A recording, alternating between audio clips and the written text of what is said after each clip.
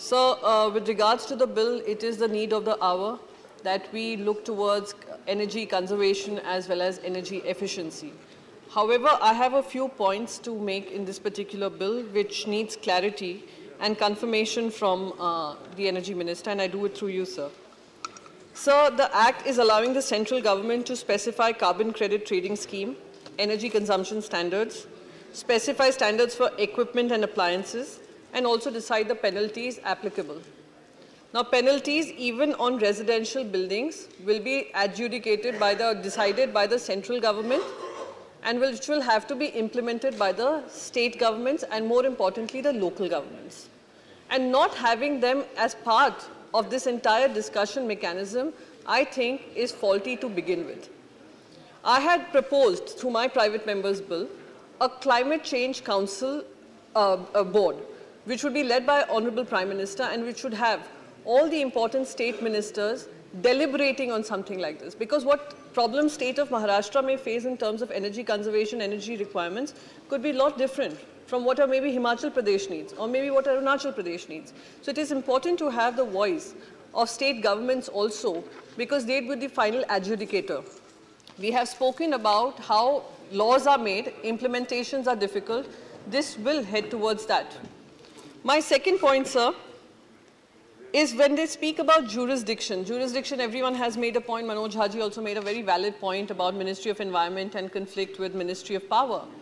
I would say jurisdiction should be done through an interministerial group, whether it is coal, whether it is urban housing, whether it is transport, whether it is civil aviation. All of them would have to be active partners to make this entire energy conservation an important factor to achieve our goals as committed by the Honorable Prime Minister at the COP26. However, there is no clarity on that particular thing. About regulation, again, residential building dispute, who will be handling that? Whose jurisdiction does it come under? Are you all empowering the states to be able to adjudicate on matters like this? Can you have state boards to be able to communicate with the center and ensure that this bill, in true form, in true act, can provide the efficiency and conservation that we are seeking? We have seen the carbon trading. I mean, I've just been hearing about carbon trading. It sounds like it is a very important concept introduced globally.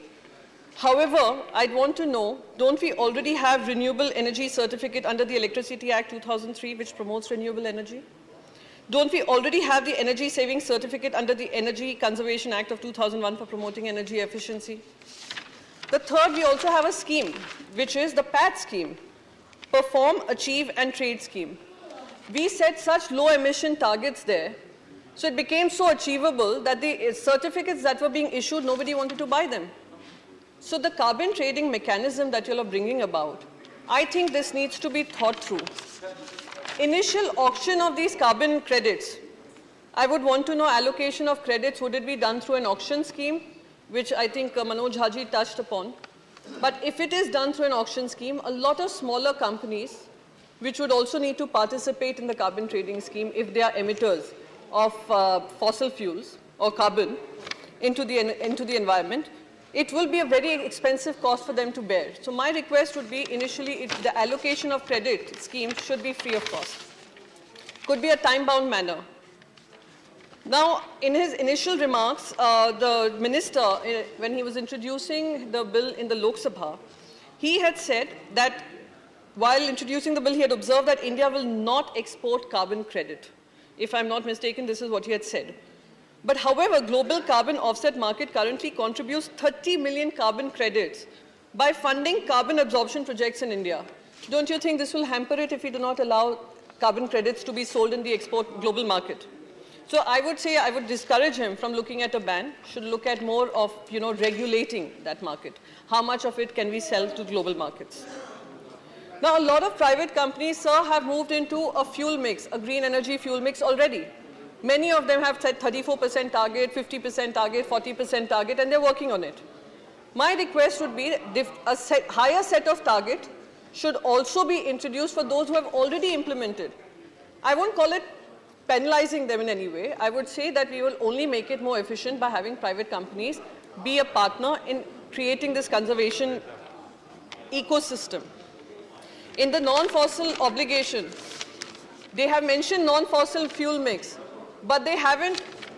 Sir, can we have the house in order, sir? Please, let us. We are having debate. आपस में कृपया बात न करें. Please.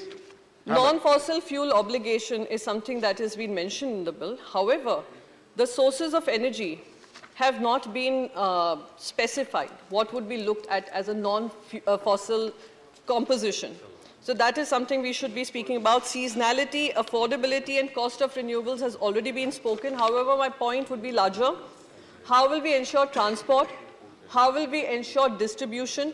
And how will we ensure continuity of supply? Because India is going to be seeking more energy, will have more energy consumption as our GDP grows.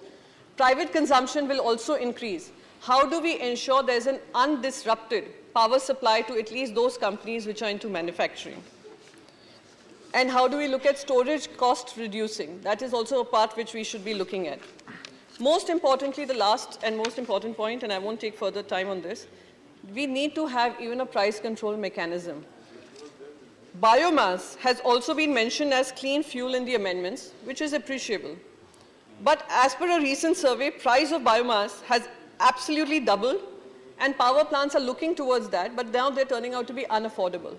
So like we have unregulated the fuel prices, many times we hear this, it's totally unregulated, market dependent. But at this point in time, when we're looking at a transition to newer energy resources, then we need to look at how we can control the price mechanism to ensure that people are encouraged to move towards renewable energy resources. So those are my few points, sir, and with that I rest my case, and I would request the Energy Minister to address this.